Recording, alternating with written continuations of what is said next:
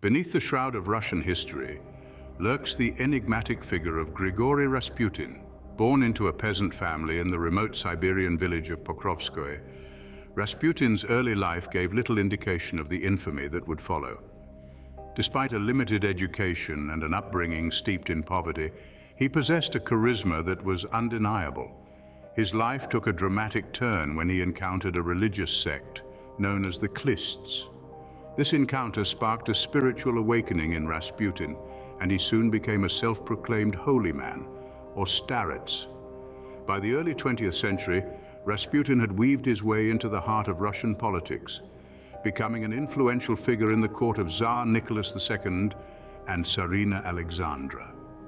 His uncanny ability to ease the symptoms of their son's hemophilia, a condition for which there was no known cure at the time, elevated his status from a mere spiritual advisor to a revered figure within the royal court, a position he held for nearly a decade.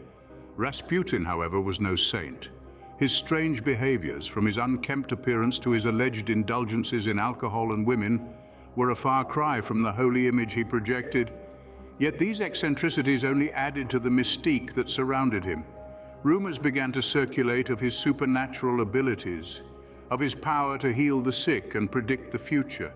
His influence over the royal family was seen as nothing short of miraculous, or perhaps diabolical. Despite numerous attempts to discredit him, Rasputin's sway over the royal family remained unshaken until his gruesome murder in December 1916. His death, like his life, was shrouded in mystery, feeding into the myth that still surrounds him today. Was he a holy man with divine abilities, or a cunning manipulator who used his charisma to gain power and influence? The answer to these questions, much like Rasputin himself, is not straightforward. But the truth behind this mystic, much like the man himself, remains an enigma. Beyond the facade of a holy man, a darker side to Rasputin lurks. Grigory Rasputin, the self-proclaimed holy man, was a figure of mystery and intrigue. Yet beneath the surface of this charismatic mystic, allegations of sexual misconduct paint a disturbing picture of a man who used his divine persona for personal gain. Rasputin's reputation as a womanizer was well known in his lifetime. His sexual exploits were scandalous even by the loose standards of the Russian court. The holy man was accused of engaging in illicit affairs with numerous women, including those of high society, and allegedly used his spiritual influence to seduce them. His sexual escapades were seen by many as a gross misuse of his position and power, casting a long, dark shadow over his religious image. But it wasn't just Rasputin's sexual misconduct that made him a controversial figure. Accusations of manipulation were also rife. He was said to hold an uncanny sway over the Romanov family, particularly Tsarina Alexandra. Rasputin's influence over the royal family was so profound that he was rumored to be the power behind the throne, making critical decisions that significantly impacted the Russian Empire. This influence was not without consequence. Many historians believe that Rasputin's role within the royal court played a part in the downfall of the Romanov dynasty. His interference in political matters, despite his lack of formal education or experience, led to a series of disastrous decisions that weakened the monarchy's power and paved the way for the Russian Revolution. Yet despite these dark aspects of his character, Rasputin remained a captivating figure in the eyes of many. His charisma, combined with his claimed divine powers, allowed him to maintain a strong influence over those around him, even in the face of scandal and controversy. Rasputin, a man of faith or a manipulator of faith, the line between the two blurred in his case. His life serves as a chilling reminder of how charisma and spiritual authority can be used for personal gain, and how such manipulation can have far-reaching consequences. In the annals of history, few figures strike as much terror as Vlad the Impaler. This Wallachian prince's reign in the 15th century is riddled with tales of brutality that continue to send shivers down the spine of humanity. Vlad III, as he was formerly known, ascended the throne of Wallachia, a region now part of modern Romania, 3 times in his life. His rule was characterized by a fierce desire to maintain power and control, often resorting to intimidation and outright violence to achieve his ends. But it was his predilection for impalement that earned him his chilling moniker, Vlad the Impaler. Impalement was Vlad's preferred method of execution. It was a slow, painful death that served as a gruesome spectacle for those who dared defy him. It's said that he would arrange the stakes in various geometric patterns, the most common being a ring of spears in concentric circles outside his capital. The height of the spears indicated the rank of the victim. The decaying corpses served as a macabre warning to any who considered crossing him. But Vlad was not just interested in physical control, he sought to dominate the minds of his subjects as well. Stories tell of him dining among the impaled bodies, dipping his bread in their blood. Whether these tales are true or not, they paint a picture of a ruler who reveled in fear and horror, using them as tools to maintain his rule. His reign was a tumultuous one, marked by constant warfare, both within his borders and beyond. His enemies were many, and his tactics were ruthless. His thirst for power was insatiable, and he was willing to drench his kingdom in blood to quench it. Vlad the Impaler's legacy is a dark one, a chilling reminder of the depths to which humanity can sink in the pursuit of power. His name lives on, forever associated with the blood and terror he so ruthlessly employed. His story is one of the most horrifying chapters in the annals of human history. His blood-soaked reign, a haunting testament to his lust for power and control. The terror of Vlad's rule didn't end at the battlefield.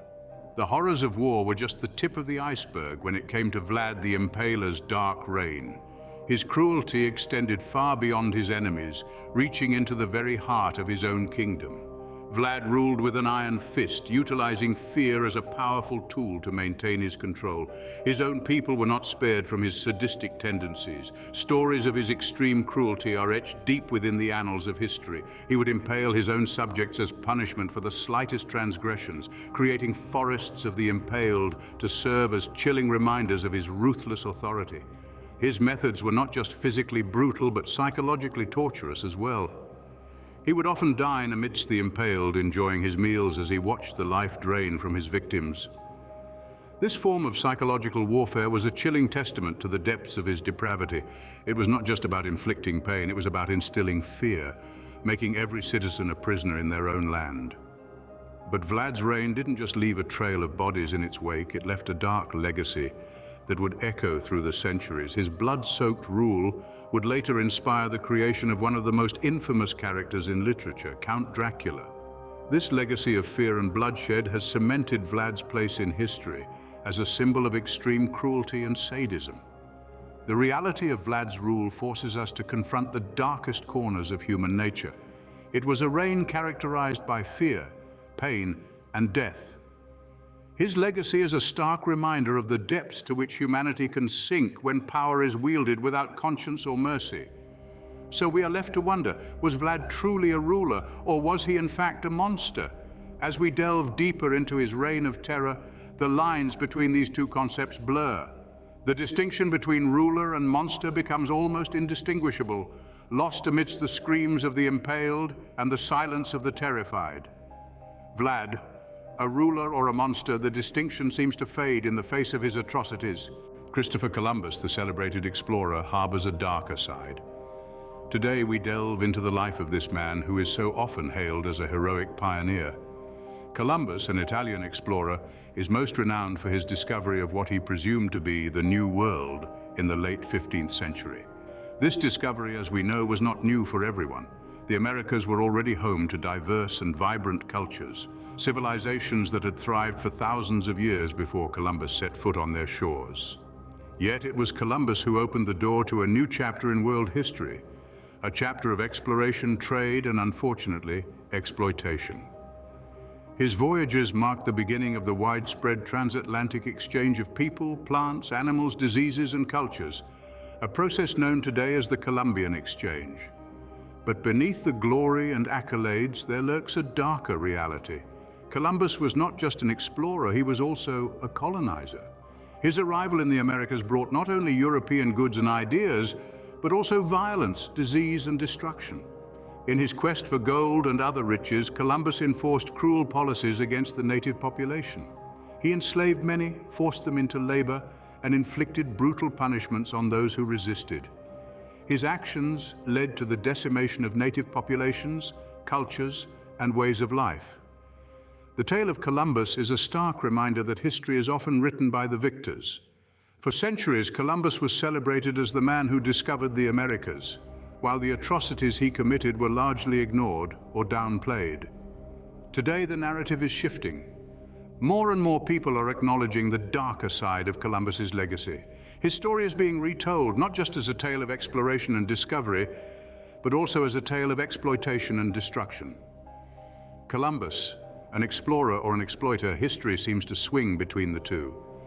As we continue to probe the past, we must remember to look beyond the surface, beyond the tales of glory and heroism, to uncover the full, often uncomfortable truth.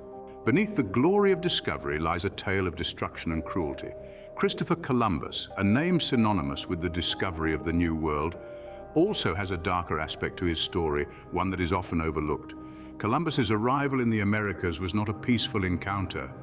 From the onset, there was a blatant display of domination and cruelty. The native population, who initially greeted the explorers with open arms, were soon subjected to brutal treatment. Columbus and his men enslaved many of these indigenous people, forcing them into hard labor. This was no small-scale operation. Thousands of natives were captured, made to work in the mines, and shipped across the Atlantic as slaves, their freedom stolen away. The violence didn't stop at enslavement. There were horrific massacres as well. When the natives resisted or failed to meet the imposed gold quotas, Columbus's men would punish them severely.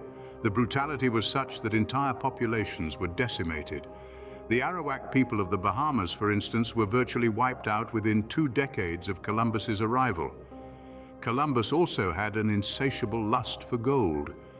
He was driven by the promise of vast wealth, and this greed fueled his ruthless treatment of the native population.